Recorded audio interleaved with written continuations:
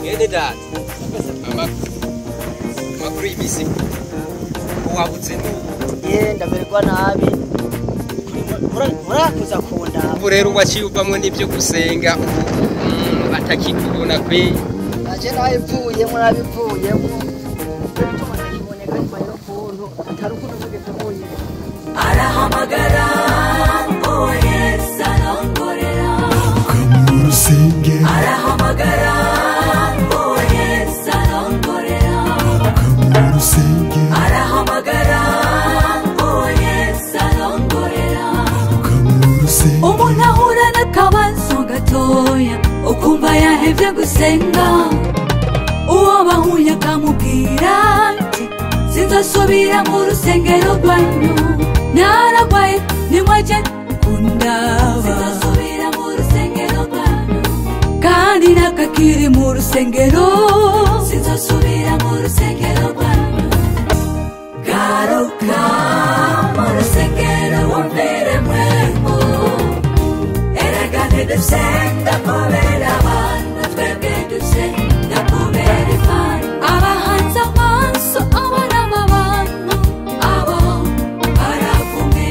Garuka mu rusengero wumvire mwemu, erega ntidusenga kubera abantu, twebwe dusenga kubera Imana. Abahanze amaso abana b'abantu abo baravumwe.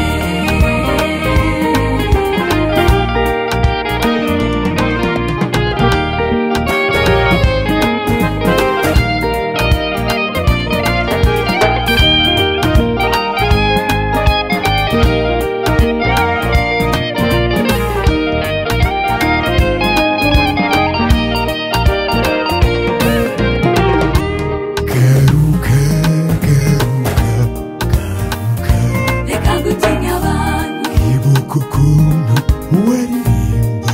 garuka Imana iragushaka. Ibuka ukuntu wasiguye. Reka kuraba abantu, raba Yesu. Garuka nshuti yanje ntiharagera ko dusohoka ishengero, Wikanga. ivyo bizoba mu gahamo, Kwisura. aho banza tuziziza abantu.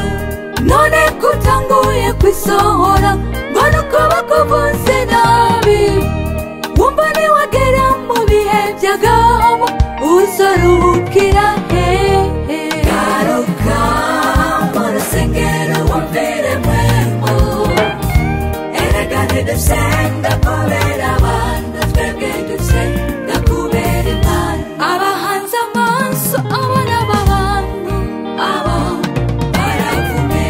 Garuka mu rusengero wumvire mwemu, erega ntidusenga kubera abantu, twebwe dusenga kubera Imana. Abahanze amaso abana b'abantu abo baravume.